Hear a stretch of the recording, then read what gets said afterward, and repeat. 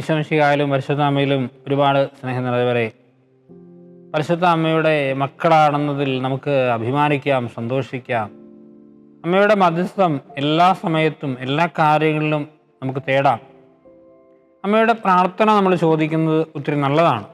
എല്ലാ കാര്യങ്ങളിലും അമ്മയുടെ കൂടെ, അമ്മയോട് ചേർന്നിരിക്കുന്നതും എല്ലാ കാര്യങ്ങളും അമ്മയോട് പറയുന്നതും നല്ലതാണ്. പക്ഷെ ഇന്ന് ഈ സമയത്ത് ഞങ്ങളോട് പറയാൻ ആഗ്രഹിക്കുന്നത്, അമ്മയുടെ മധ്യസ്ഥം തേടുക എന്നതിനേക്കാൾ അപ്പുറത്ത് അമ്മ നമുക്കൊരു മാതൃകയാണ്. അമ്മ ഒരു പാഠപുസ്തകമാണ്. അമ്മ എന്ന പാഠപുസ്തകത്തിൽ നിന്ന് അമ്മ നമ്മളെ പഠിപ്പിക്കുന്ന 4 പാഠങ്ങളുണ്ട്. ഈ പാഠങ്ങൾ മനസ്സിലാക്കുന്നതും അത് അനുസരിച്ച് ജീവിക്കുന്നതും നമ്മളെ ഒത്തിരി സഹായിക്കും. സർവോപരി അമ്മയോട് കൂടെ മഹത്വത്തിൽ വാഴാനുള്ള ഒരു കൃപ നമുക്ക് നേടിത്തരും ഈ 4 പാഠങ്ങളും ധ്യാനിക്കുന്നതും അങ്ങനെ ജീവിക്കുന്നതും. ഒന്നാമത്തെ പാഠം, അമ്മയുടെ സംസാരമൊക്കെ ദൈവത്തോടു കൂടെ ആയിരുന്നു. അതാണ് അമ്മ പഠിപ്പിക്കുന്ന ഒന്നാമത്തെ പാഠം.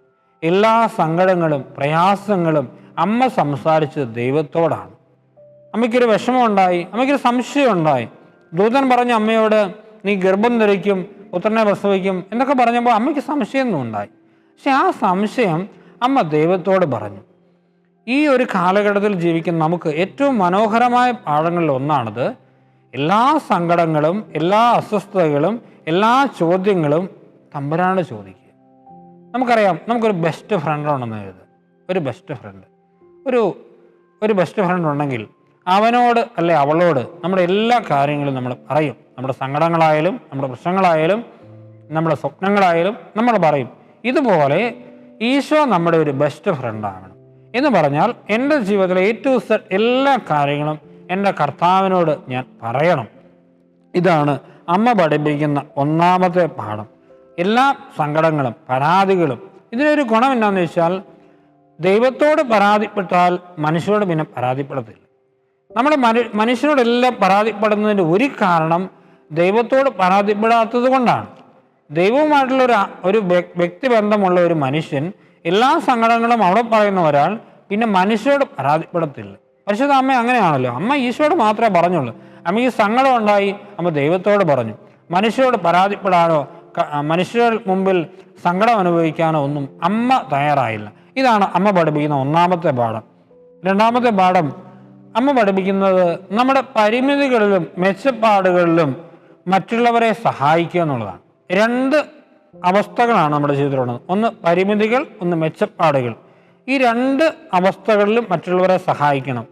ഈ 2 കാര്യവും വിശദമാക്കാൻ ഞാൻ ഉപയോഗിക്കുന്നത് പരിശുദ്ധ അമ്മ എലിസബത്തിനെ സന്ദർശിച്ച് അവളെ ശുശ്രൂഷിച്ച കാര്യമാണ്. ഇവിടെ അമ്മയുടെ പരിമിതിയുണ്ട്, അമ്മയുടെ മെച്ചപ്പാടുമുണ്ട്. പരിമിതി എന്ന് പറഞ്ഞാൽ അമ്മ ഗർഭിണിയാണ്. ആ സമയത്ത് അമ്മ ഗർഭിണിയാണ്. സ്വാഭാവികമായിട്ടും അമ്മയ്ക്ക് ഇങ്ങനെ വേണമെങ്കിൽ ചിന്തിക്കാം, ഞാൻ ഗർഭിണിയാണല്ലോ, പിന്നെ എന്തിനാണ് മറ്റൊരു ഗർഭിണിയെ ഞാൻ പോയിട്ട് ശുശ്രൂഷിക്കുന്നത്? അത് അമ്മയുടെ ഒരു പരിമിതിയാണ്. ഇത് നമുക്കെല്ലാവർക്കും ഉള്ളൊരു വലിയ വെല്ലുവിളിയാണ്. എനിക്ക് സങ്കടമുണ്ടല്ലോ, പിന്നെ എന്തിനാണ് ഞാൻ മറ്റുള്ളവരെ സഹായിക്കുന്നത്? എനിക്ക് സാമ്പത്തിക ബുദ്ധിമുട്ടുണ്ടല്ലോ, ഞാൻ കടന്നു പോകുന്ന വിഷമത്തിലൂടെയാണല്ലോ, ഞാൻ എന്തിനാണ് മറ്റുള്ളവരെ സഹായിക്കുന്നത്? അതിൻ്റെ ആവശ്യമില്ലല്ലോ. അങ്ങനെയുള്ള ചിന്തകൾ നമ്മുടെയൊക്കെ മനസ്സിലേക്ക് വരാം. അതാണ് നമ്മുടെ പരിമിതി. പക്ഷേ അമ്മ നമുക്കൊരു മാതൃകയാണ്. അവളുടെ പരിമിതിയിലും അവൾ മറ്റുള്ളവരെ സഹായിക്കാൻ മനസ്സ് കാണിച്ചു. രണ്ടാമത്തെ കാര്യം, അവളുടെ മെച്ചപ്പാടുകളിൽ, അതായത് അമ്മയ്ക്ക് വേണം ഇങ്ങനെ ചിന്തിക്കാമായിരുന്നു, അവൾ ആരാണ്? അവൾ പരിശുദ്ധ അമ്മ ഈശോയുടെ അമ്മയാണ്. എലിസബത്ത് എന്ന് പറയും ഈശോയുടെ വരുന്നത് സൃഷ്ടി മാത്രമാണ്. അമ്മയ്ക്ക് വേണമെങ്കിൽ ഇങ്ങനെ ചിന്തിക്കാം, ഞാൻ എൻ്റെ കർത്താവിൻ്റെ അമ്മയാണ്, എൻ്റെ കർത്താവിൻ്റെ മക്കളാണ് എല്ലാവരും. അതായത് മറ്റുള്ളവർ എന്നെ വന്ന് ശുശ്രൂഷിക്കട്ടെ, ഞാൻ എന്തിനാണ് അങ്ങോട്ട് പോയി ശുശ്രൂഷിക്കുന്നത്?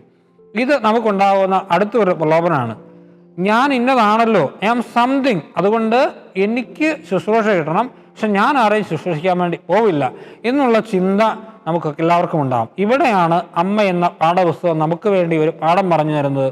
നമ്മുടെ മെച്ചപ്പാടുകളിലും നമ്മുടെ പരിമിതികളിലും നമ്മൾ മറ്റുള്ളവരെ സഹായിക്കണം. ഇനി അമ്മ പഠിപ്പിക്കുന്ന മൂന്നാമത്തെ പാഠം ഇങ്ങനെയാണ്, കാൽവരിയിൽ പതറാതെ നിൽക്കണം. നമുക്കറിയാം, ജീവിതത്തിൽ സന്തോഷങ്ങൾ ഉണ്ടാകുമ്പോൾ നമ്മൾ ആരും പതറുന്നില്ല. കാലിത്തൊഴുത്തിൽ അമ്മ പതറിയിട്ടില്ല, കാരണം അത് സന്തോഷത്തിൻ്റെ ദിവസമായിരുന്നു. അതേപോലെ ഈശോ അത്ഭുതങ്ങൾ പ്രവർത്തിച്ചപ്പോഴും ആ കാര്യങ്ങൾ അറിഞ്ഞപ്പോഴും അമ്മ പതറിയില്ല, അമ്മയ്ക്കൊന്നും സംഭവിച്ചില്ല. കാരണം അതൊക്കെ സന്തോഷത്തിൻ്റെ സൗഭാഗ്യത്തിൻ്റെ ഒക്കെ നിമിഷങ്ങളാണ്. ഇതുപോലെ നമ്മുടെ ജീവിതത്തിലും സന്തോഷത്തിലൂടെ കടന്നു പോകുമ്പോൾ നമുക്ക് ദൈവവിശ്വാസം ഒക്കെ ഉണ്ടാകും, ഒരു കുഴപ്പമുണ്ടാകത്തില്ല.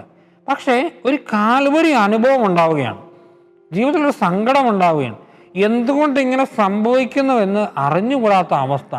അതിലൂടെ കടന്നു പോകുമ്പോൾ ചിലപ്പോഴൊക്കെ നമ്മൾ പതറിപ്പോകും. ഇതാണ് കാൽവരിയിൽ പതറാതെ നിൽക്കണം. പക്ഷെ ആ സമയത്ത്, സങ്കടങ്ങളുടെ സമയത്ത് കാൽവരിയിൽ പതറാതെ നിൽക്കണം. ഇത് വലിയൊരു വെല്ലുവിളിയാണ് കേട്ടോ. വിശ്വാസ ജീവിതത്തിന് ഏറ്റവും വലിയ വെല്ലുവിളിയാണ് കാൽവരിയിൽ പതറാതെ നിൽക്കുക. എല്ലാം സാധിച്ചു തരുന്ന ഒരു ദൈവത്തെ, എല്ലാം ശരിയാക്കി തരുന്ന ഒരു തമ്പുരാനെ നമുക്കിഷ്ടമാണ്. അങ്ങനെ ഒരു തമ്പുരാനെ സ്നേഹിക്കാനും അങ്ങനെ ഒരു തമ്പുരാനെ വിശ്വസിക്കാനും നമുക്കിഷ്ടമാണ്.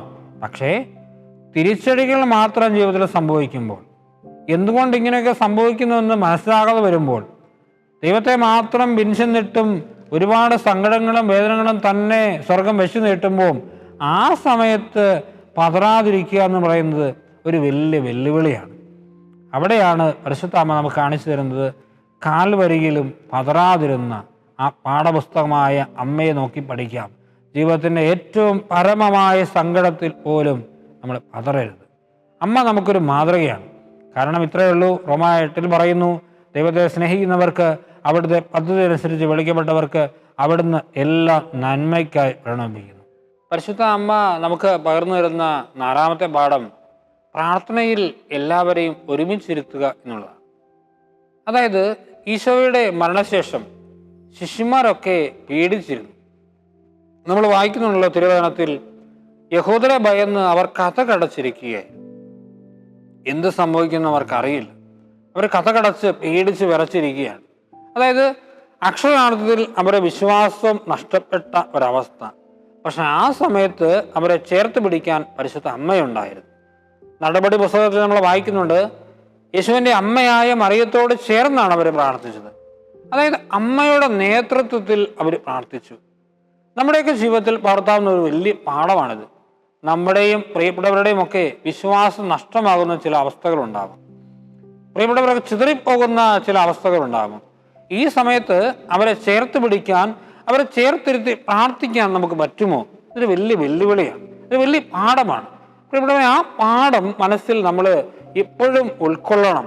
അമ്മ കാണിച്ചു തന്ന ഈ പാഠം നമ്മുടെ കുടുംബങ്ങളിലായാലും സന്യാസ ഗൃഹങ്ങളിലായാലും പൗരോഹിത്യ ആശ്രമങ്ങളിലായാലും ഒക്കെ നമുക്ക് പ്രാവർത്തികമാക്കാൻ പറ്റുന്ന ഒരു വലിയ പാഠമാണിത്. ഒരുപക്ഷെ നമ്മുടെ പ്രിയപ്പെട്ടവരൊക്കെ ചെതറിപ്പോകുന്ന, അവര് ഡൗണായി പോകുന്ന, വിശ്വാസം കുറഞ്ഞു പോകുന്ന, നിരാശപ്പെട്ടു പോകുന്ന അവസ്ഥകളൊക്കെ ഉണ്ടാവും.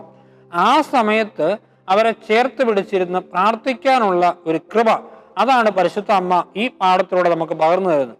ഇവിടെ ഒരു പ്രധാനപ്പെട്ട കാര്യം നമ്മൾ ശ്രദ്ധിക്കേണ്ടത്, ഈശോ അവരോട് പറഞ്ഞു, നിങ്ങൾ പ്രാർത്ഥിക്കുക, ജെറുസലേം വിട്ടുപോകരുത്, പിതാവിൻ്റെ വാഗ്ദാനം നിങ്ങളുടെ മേൽ വരും. പക്ഷേ വളരെ കൗതുകകരമായ ഒരു കാര്യം, നമുക്ക് ഇന്ന് ഈ ബൈബിള് വായിക്കുമ്പോൾ നമുക്കറിയാം അവർ പ്രാർത്ഥന തുടങ്ങി, പന്തക്കോസ്താ ദിവസം ഈശോ വരും എന്നുള്ളത് നമുക്കറിയാം. ഈശോ വരും, ഉറപ്പാ, ഒരു സംശയവുമില്ല. പക്ഷെ അന്ന് അവർക്കറിയില്ലായിരുന്നു എന്നാണ് ഈ പരിശുദ്ധാത്മാവ് വരാൻ പോകുന്നത്, നമുക്കറിയില്ല. അതൊരു അനിശ്ചിതത്വമാണ്. എന്ന് സംഭവിക്കുമെന്നോ, എങ്ങനെ സംഭവിക്കുമെന്നോ, എന്താണ് സംഭവിക്കുന്നതെന്നോ പോലും ഈ പാവപ്പെട്ട ശിഷ്യന്മാർക്ക് അറിഞ്ഞുകൂടാ. പക്ഷേ അവിടെയാണ് പരിശുദ്ധ അമ്മയുടെ ധീരമായ നേതൃത്വം, എല്ലാവരെയും ഒരുമിച്ചിരുത്തി പ്രാർത്ഥിക്കുന്നു. അത് നമ്മുടെയൊക്കെ ജീവിതത്തിൽ സംഭവിക്കാം. എന്താണ് സംഭവിക്കുന്നതെന്നോ എന്ത് സംഭവിക്കുന്നോ നമുക്ക് അറിഞ്ഞുകൂടായിരിക്കാം. ചില നേരത്ത് അങ്ങനെ നമ്മുടെ പ്രിയപ്പെട്ടവരൊക്കെ വിശ്വാസത്തിൽ താഴെ തള്ളിലേക്ക് പോകുന്ന അവസ്ഥയുണ്ടാകും. ഈ സമയത്ത് പരിശുദ്ധ അമ്മയുടെ ഒരു കുഞ്ഞ് എന്ന നിലയിൽ നമ്മൾ ചെയ്യേണ്ട ഒരു കാര്യം, അമ്മ പഠിപ്പിച്ചു തന്ന ഈ പാഠമുണ്ടല്ലോ, പ്രാർത്ഥനയിൽ എല്ലാവരെയും ഒരുമിച്ച് കൂട്ടാനുള്ള പാഠം. ഈ പാഠം നമുക്ക് മനസ്സിൽ ചേർത്ത് വയ്ക്കാം. പരിശുദ്ധ അമ്മ പഠിപ്പിച്ചു തന്ന ഈ പാഠങ്ങൾ ജീവിതത്തിൽ പകർത്തിക്കൊണ്ട് പരിശുദ്ധ അമ്മയുടെ നല്ല മക്കളായി ജീവിക്കാൻ, അമ്മയോടൊപ്പം സ്വർഗമായി അനുഭവിക്കാൻ നമുക്ക് സാധിക്കട്ടെ. ഈശോ നമ്മളെല്ലാവരെയും അനുഗ്രഹിക്കട്ടെ. വിശുദ്ധ കുർബാനയുമായി ബന്ധപ്പെട്ട വീഡിയോകൾ നിങ്ങൾക്ക് ലഭിക്കാൻ ഈ ചാനൽ സബ്സ്ക്രൈബ് ചെയ്യുക.